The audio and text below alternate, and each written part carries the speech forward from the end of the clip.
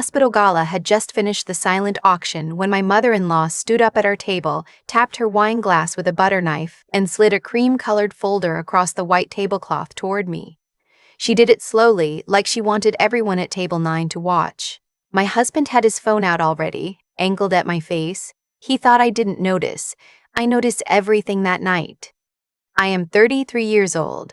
I'm a respiratory therapist at a teaching hospital in Hamilton, Ontario, and the woman across the table from me had spent 4 years making sure I understood I would never be good enough for her son.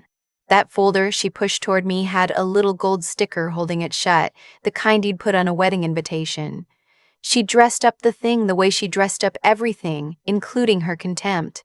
What she didn't know, what none of them knew, was that my own envelope was already sitting in my clutch, folded into quarters, warm against the silk lining. They thought they were handing me the worst night of my life. They had no idea they were handing me the key out the door. If you've ever bent yourself into knots trying to earn love from people who decided long ago they would never give it, stay with me. Drop a comment and tell me where you're watching from. And if a family ever made you feel small for the work you do, hit that like button, because this one's for you.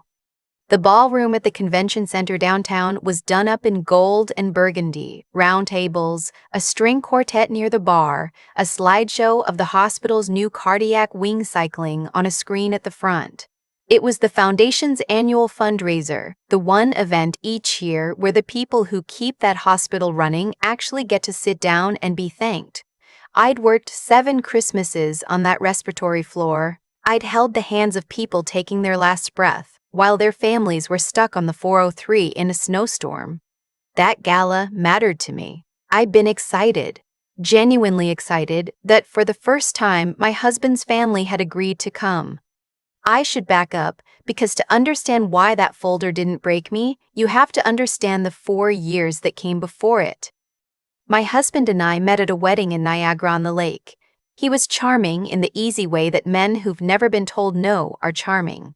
His family had money, the old Westmount kind. His grandfather had owned half a street of commercial buildings in Montreal, and his mother had grown up summering in Muskoka, and never once let you forget that the cottage had a name. The first time I went to dinner at her house in Oakville, she asked me what I did, and when I said respiratory therapy, she tilted her head and said, "Oh, so you're like a nurse's helper," and smiled like she'd said something kind. I corrected her politely. I explained that I manage ventilators, that I run codes, that when someone can't breathe at 3 in the morning, it's me they page. She nodded the whole time the way you nodded a child explaining a drawing. Then she turned to the table and said, "Well, we can't all go to university for the real degrees, can we? It takes all kinds." And my husband, sitting right beside me, picked up his fork and complimented the salmon. That was the pattern. Not screaming, not cruelty you could point to, 1,000 small cuts you couldn't even bleed from out loud. At Thanksgiving, they went around the table saying what they were grateful for, and his sister was grateful for her promotion at the consulting firm, and his mother was grateful for a family full of people who made something of themselves. And when it came to me, I said I was grateful for my patients, and there was a pause, and then his mother said, "Of course you are, dear. You spend so much time with the sick." And somebody laughed, and the moment slid past like it had never happened. I learned to brace for those pauses. I learned to fill them myself so the silence didn't sit on me. That first Christmas told me everything. My husband got a watch, an actual heirloom, his grandfather's, passed down with a little speech about legacy. His sister got a trip to Portugal. I got a gift bag, and inside the gift bag was a book called Something About Finding Your Purpose After 30, and tucked into the cover was a printout for an aesthetics certificate program in Burlington. I just thought, his mother said, swirling her mimosa, that you might want a gentler career eventually. On your feet less. Something a little more feminine. I sat there holding the printout while the watch caught the light on his wrist, and I felt myself shrink down to the size of that gift bag, and I said thank you. Because I always said thank you. My husband said nothing. He never said anything. His silence wasn't an accident, it was a position, and it took me far too long to understand that a man who won't defend you has already chosen a side. I told myself it was a culture thing. I told myself old families were like that and I just had to try harder, be smarter, be someone she couldn't dismiss. So a year and a half before that gala, I made a plan. If respiratory therapy wasn't enough for them, I'd become more. I started looking into the bridge program at McMaster, the one that lets RTs ladder up toward an anesthesia assistant credential, where you work alongside anesthesiologists in the OR. It's brutal and it's competitive. And it pays like a small miracle, and most importantly, it would put letters after my name that even she couldn't sneer at. I didn't tell anyone at first. I enrolled in the prerequisite courses online, paid the first tuition installment off my own line of credit, and started studying after my 12-hour shifts. I'd come home at 8 at night smelling like the hospital, every joint in my body aching, and I'd make a cup of tea and sit at the kitchen table with my laptop until 1 in the morning. Pharmacology, advanced cardiac physiology, discussion posts I could barely keep my eyes open to write. About 2 weeks in, my husband stood in the kitchen doorway in his housecoat and asked how long I was going to keep doing the school thing. I told him I had a deadline. He sighed like I'd asked him to carry something heavy. A few nights later, he took his pillow to the spare room because the click of my keyboard kept him up. He said I'd stopped being fun. He was right. I wasn't fun. I was a woman running on tea and spite, trying to claw my way up to a height where the people I loved would finally look at me. I finished that first term with a 91 average. I was so proud I almost cried in the parking lot at work. And then I hit the wall I should have seen coming. The next phase of the program needed a clinical placement, and to swing the schedule I'd have to drop to part-time at the hospital, which meant our joint finances, which meant I needed my husband to co-sign a small loan to cover the gap. I picked a Saturday, I made coffee, I laid the paperwork on the table the way you'd present something you'd worked hard on. He looked at it. He looked at me. And his face did the exact thing his mother's face did, that little tightening around the mouth, that drop of the temperature in the room. "You're really going to take on debt for this," he said. "Not a question. It's a placement. It's the last piece. After this, You'd be what?" He pushed the papers an inch away with 2 fingers like they were dirty. "Be honest with yourself. You're not built for the OR. You panic. You're a worrier. Mom's right. You should be looking at something steady, something you can actually handle long term. You're not built for it. The same thing as nurse's helper. The same thing as something more feminine." I sat there with the coffee going cold between my hands, and I felt the last little flame I'd been guarding just go out. I couldn't get the loan without him. I couldn't drop to part-time without the loan. The whole plan, the 91 average, the 1 a.m. discussion posts, all of it collapsed in the space of a Saturday morning. So I stopped. I quietly withdrew. I started applying for jobs elsewhere instead, anywhere. Even just a different hospital where I could breathe, and every application came back the same way, a polite no.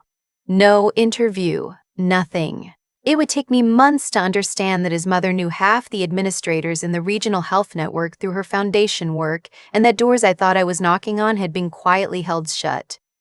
There was a night, maybe a month after that, when I couldn't make myself drive home. I sat in my car in the hospital parking garage, level 3, under one of those buzzing fluorescent tubes, and I put my forehead on the steering wheel, and I cried the kind of cry you can't perform, the ugly, silent kind that comes from somewhere underneath your ribs. I was supposed to be the calm one. I was the person they called when everyone else was panicking, and I was falling apart in a Honda on level 3 because I couldn't think of a single way out.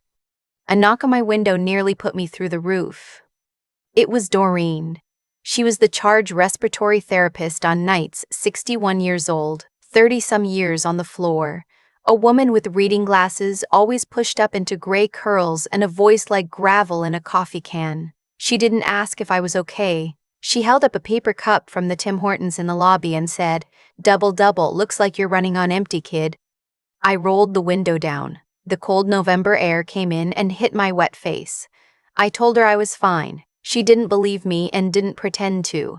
She just leaned a hip against my car and looked out across the parked cars and gave me the dignity of not staring at me while I pulled myself together. After a while, she said, "Not really to me. More to the garage. You know what your trouble is, Maeve? You've got somebody in your life telling you what you can't do, and you've started believing them. I've watched you intubate a kid in respiratory arrest with the parents screaming in the doorway and your hands didn't shake. Not once. I've seen a lot of people on this floor. You're one of the steady ones. That's not me being nice. That's a fact. I told her my husband didn't think I was built for the OR. She was quiet for a second. Then she said, I've been married 34 years to a man who couldn't find his own socks. But he has never once, not one single time, told me what I wasn't built for. You hear me? That's the bar. That's the whole bar. She tapped the roof of my car twice. Whatever's going on out there past these doors, you do not let those people decide what you're worth in here. In here, you're one of the best I've got.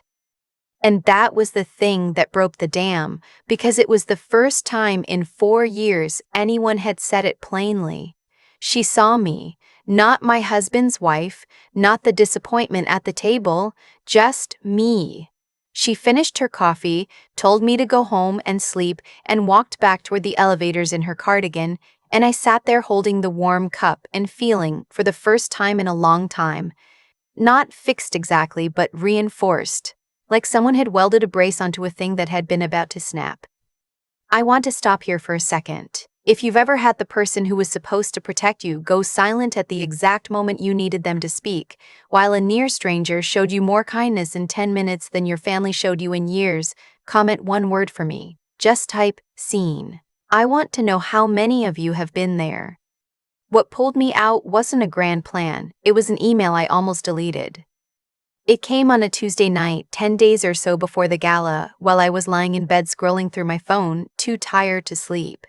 A message on my LinkedIn, an account I barely used, sitting there with that little red dot. I almost swiped it into the trash thinking it was spam. It was from a clinical director at a private surgical and research facility up in the Greater Toronto Area, one of those well-funded outfits that does specialized procedures and clinical trials. The subject line used my full name, not "hey there," my name, with a credential after it. She wrote that she'd come across my profile through a professional respiratory therapy group, that she'd seen the certifications I'd quietly racked up over the years, the extra airway courses, the trauma response training I'd done on my own dime. She wrote that they were building out an advanced airway and procedural sedation team and that my background was, and I read this line about 4 times, exactly the caliber of clinician we're trying to recruit. Caliber. I lay there in the dark, holding my phone over my face, and I read that word again. Nobody in my husband's family had ever used a word like that about me. The closest his mother had come was the day she called my hands capable, and even that she'd said like she was describing a good dishwasher. The director wanted to know if I'd do a video interview. They could make time the very next day if I was available. I wrote back before I lost my nerve, my heart going like I'd just run a flight of stairs. Yes, tomorrow works. I took a half day, said it was a dentist thing, ironed the blazer I kept for licensing boards, and sat at my kitchen table across from a laptop screen and a man who turned out to be the medical director, a retired trauma anesthesiologist with a gray beard and zero patience for small talk. He didn't ask me about myself. He asked me about the worst airway I'd ever managed. So I told him, a motorcycle crash, a kid, a face that didn't look like a face anymore, no clean way in, and how I talked the resident through a surgical airway with my own voice steady because somebody's voice had to be. He listened with his chin in his hand, and at the end he just said, "Good. That's the job. Most of it's calm. Some of it's that. We need people who can do that." 2 days later, the Friday before the gala, the offer came. Senior Clinical Respiratory Specialist, Advanced Airway and Sedation Team, a base salary that made me sit down on my kitchen floor with the phone in my lap. It was nearly double what I made at the hospital. It came with benefits, a signing bonus, and a relocation allowance to move up toward the GTA. It was enough for my own apartment. It was enough for my own life. It was enough for my own life. It was enough to leave. And here's the part I'm not proud of. I almost said no. Because the second the adrenaline drained off, his voice moved in to fill the space. You panic. You're not built for it. You're a worrier. And his mother's voice underneath it, you spend so much time with the sick. They'd spent 4 years quietly rewiring how I saw myself. and they'd done such a thorough job that when something good finally landed in my lap, I was the one reaching to throw it back. I was convinced they'd made a mistake, that the trauma anesthesiologist hadn't really seen me, that I'd fooled them somehow when I'd show up and they'd realize within a week that I was exactly the nurse's helper his mother always said I was, and then I'd have a broken lease and no job and a marriage I'd blown up over a fantasy. The offer needed an answer by Monday. It was Saturday. The gala was Sunday night, and I was sitting in my car again, this time in the hospital lot in the daylight, thumb hovering over the email, talking myself out of my own life. That's when Doreen, of all people, walked past with a tray of Timbits she was bringing up for the night shift. She saw me through the windshield and squinted and changed direction. I didn't tell her about the job. I couldn't get the specifics out. I just said, how do you know when to keep fighting for something and when to admit you're just not cut out for it? She set the tray on the hood of my car.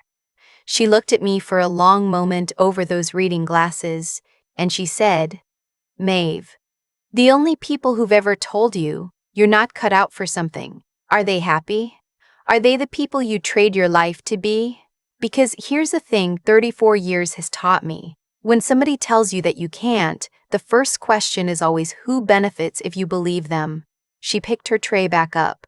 You already know what you can't change. You've been throwing yourself at it for years and it hasn't budged an inch. So stop throwing. Put all that arm into the door that actually opens. And she walked off toward the building, and I sat there with that landing on me like a brick. Who benefits if you believe them? I thought about who benefited from me staying small. Margaret, his mother, who needed her son to marry up, not down. My husband, who needed a wife who wouldn't outgrow him, not me. Never me. I opened the email. My thumb wasn't shaking anymore. I typed that I was thrilled to accept, that I couldn't wait to start, and I hit send before the old voices could climb back in. A wave of pure terror went through me, and underneath the terror, way down, a current of something that felt like the first deep breath after holding it too long. Then I printed the offer letter, I folded it into quarters, and I tucked it into the little clutch I was going to carry the next night, the same clutch, to the same gala, where I knew, because I'd seen the cream folder sitting in his mother's bag 2 days earlier when she popped by unannounced, exactly what they had planned for me. She'd been at our kitchen table when I came in from a shift, a stack of legal-looking papers in front of her, and she'd startled and swept them into that cream folder with the gold sticker and chirped, "Just getting your little surprise ready, dear. Something that's going to change everything." A week before, she'd have found me confused and wounded. That day she found me calm, and it threw her. I could see it flicker across her face. I smiled and said I couldn't wait, and I meant it in a way she'd never understand. I knew what was in the folder because 2 nights before that, my husband had left his laptop open, and I hadn't gone looking, but it was right there, an email chain from a family lawyer in Toronto, subject line with both our surnames and the words "filing finalize." His reply sat at the top. "Looks good. Proceed with serving her at the event as discussed." He hadn't just gone along with his mother. He'd helped build the stage. He'd picked the night. That email was the moment. Whatever was left of my heart for him turned to something cold and quiet and final. So the night of the gala, I put on my best dress, the deep green one, and I did my own hair, and I slid that folded offer letter into my clutch, and it weighed about as much as 3 sheets of paper and felt heavier than anything I'd ever carried.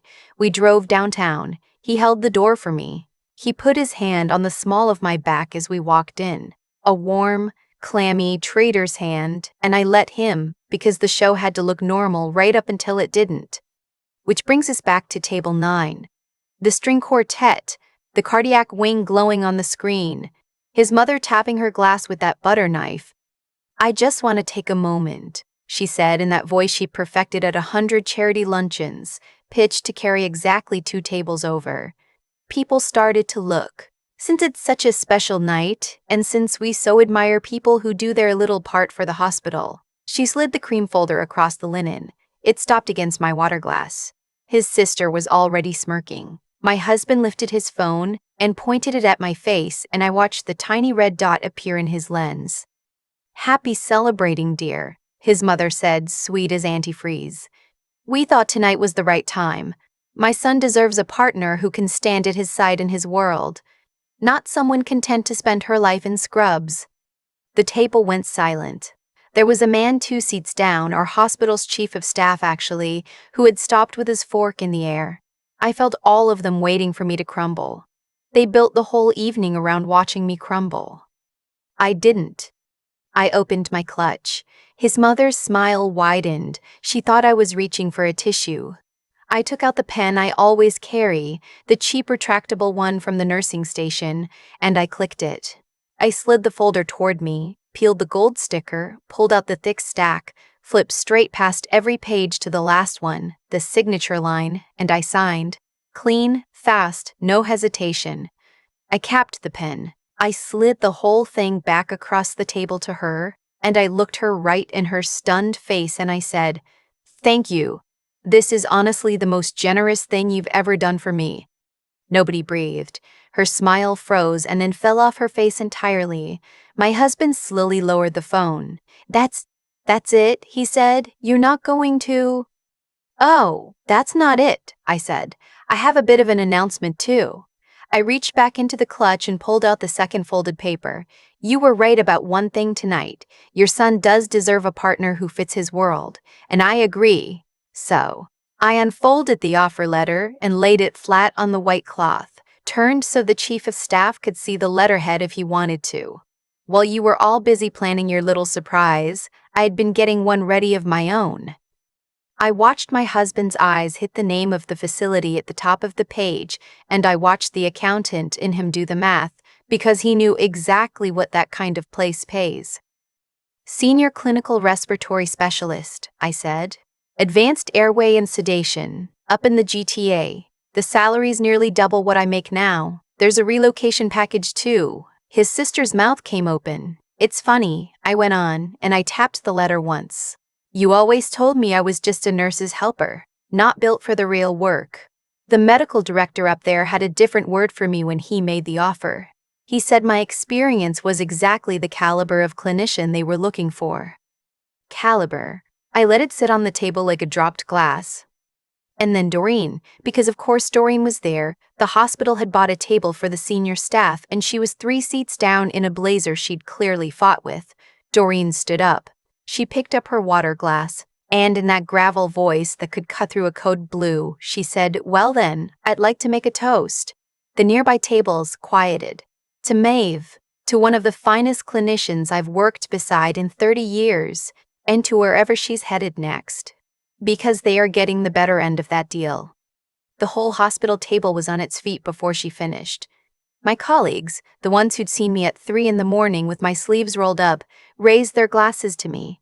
And then the chief of staff stood too, this man I'd only ever spoken to in hallways, and he came around the table and shook my hand and said, loud enough for his mother to hear, "Their gain is our loss, Maeve.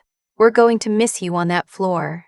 He glanced at my husband, at his mother, at the cream folder lying there with my signature in it, and his face went politely, perfectly cold, and he walked back to his seat.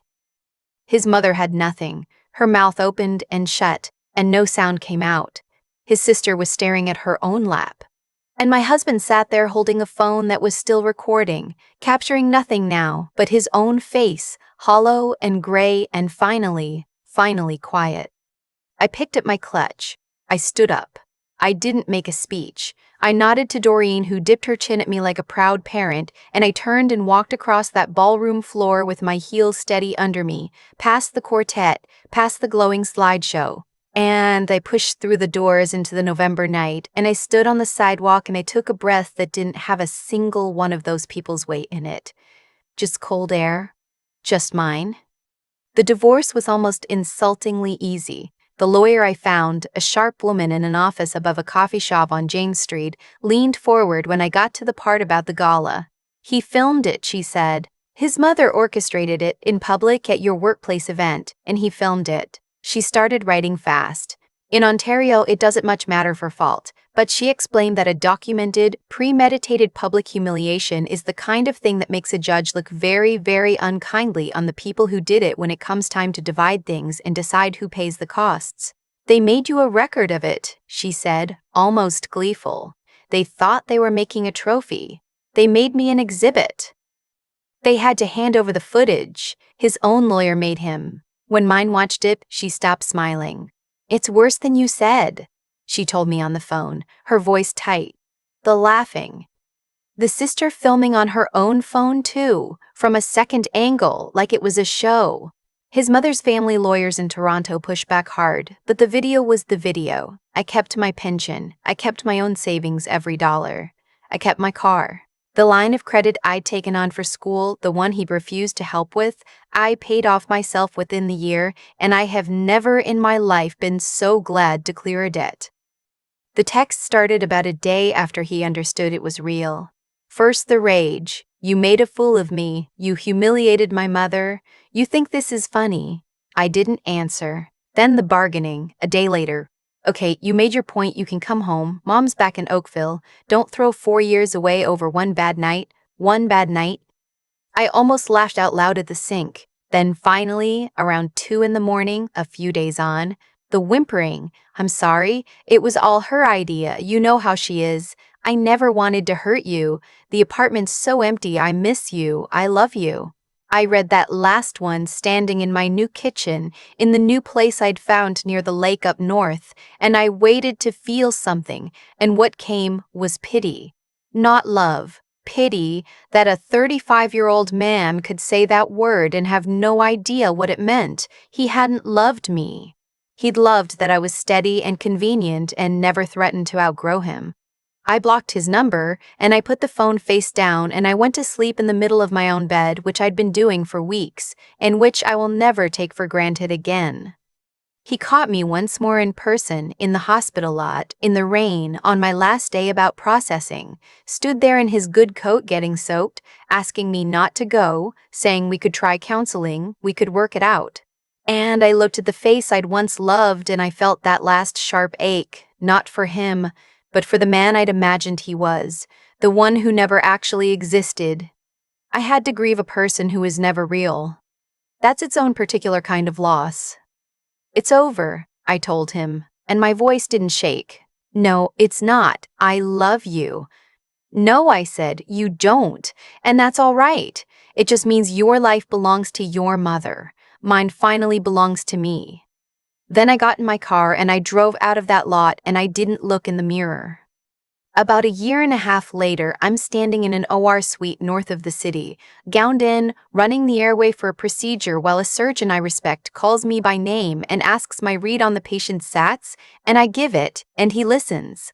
Because up here nobody has ever once suggested I'm a helper of anybody. They call my steadiness an asset.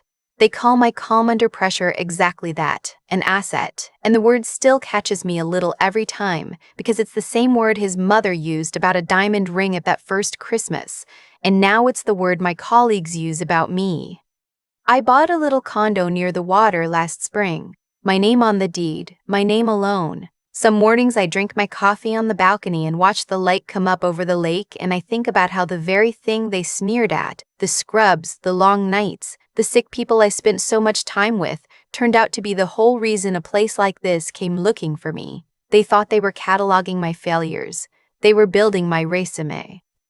Doreen retired the same month I left. We still get tea every few weeks, halfway between her place and mine, and she still tells me what I'm not allowed to apologize for, and I still let her, because everybody needs one person who saw them clearly when they couldn't see themselves. I got an email a few weeks ago from the respiratory therapy program at a college back in Hamilton. They wanted me to come speak to the graduating class, the ones about to walk out into the world and be told by somebody that what they do isn't a real job. I said yes before I finished reading it. I stood in front of those kids in their borrowed confidence, and I told them the truth, that someone in their life was going to try to convince them their work was small, and that the steadiness they built holding a stranger's hand at the worst moment of that stranger's life was the rarest thing there is, and that they should never, not once, let a person who has never sat in that chair tell them what they're worth. And I'll tell you what I told them, the thing it took me 4 years and one cream-colored folder to learn. You cannot change the people who have decided to misunderstand you. You will break your hands on that door. But you can always, always change which door you put your weight against. So, if you're sitting there tonight feeling small in a room full of people who've never once tried to lift you, stop pushing on the people who won't move. Go find the door that opens. It's there. I promise you it's there. If any part of my story landed somewhere tender in you tonight, do me one small thing. In the comments, just claim it for yourself. Type the words "I am enough" and mean it, because you are, and it took me far too long to know it, and I don't want it to take you that long too. For a long time, I thought the worst thing that ever happened to me was that cream-colored folder sliding across the table. I see it differently now. The folder didn't break my life. It just made visible a thing that had already been true for 4 years, and the reason I survived it is the same reason it ended the way it did. Every piece of that night came from somewhere. When I sit with it honestly, the whole story runs on cause and effect, plain as anything. Margaret spent 4 years telling me I was a helper, not a clinician, and the natural result was that I started believing it, until believing it nearly cost me a life-changing offer I'd already earned. My husband chose silence at every table, and the natural result of a man who won't defend you is that one day you stop expecting him to, and the day you stop expecting him to is the day you're already gone. Doreen handed me a coffee in a parking garage and told me the plain truth about my own hands, and the natural result of being seen, just once, clearly is that you start to remember the shape of yourself. Nothing in my life arrived by accident. It was all somebody's choice landing on somebody else. So if I've learned anything worth handing to you, it's about the 3 things I had to rebuild, in that order. The first was the simple decision to stop participating in my own diminishment, to refuse to laugh along at the cruelty, and to stop saying thank you for gifts that were really insults. That's a moral spine, and you can grow one at any age. The second was learning to tell the difference between the doors that will never open and the door that actually will, because I wasted 18 months throwing my whole weight against Margaret's approval when that exact effort, aimed at a real opportunity, would have set me free far sooner. That's just clear seeing, and it's a skill, not a gift. And the third was the plain stubbornness to send that email anyway, with my thumb shaking, and every old voice telling me I'd fail, the grit to walk into that gala in my green dress and do the calm thing instead of the wounded thing. You don't need to be born with those. I wasn't. I built them after 30, at a kitchen table at 1 in the morning, in a Honda on level 3 of a parking garage, in a ballroom full of people who thought they were watching me end. Be decent enough to stop applauding the people who belittle you. Be clear enough to know which fight is actually winnable. And be tough enough to choose your own life even when your hands are shaking. Do those 3 things in whatever messy order you can manage, and I promise you the folder, whatever your folder turns out to be, becomes the best gift anyone ever accidentally handed you.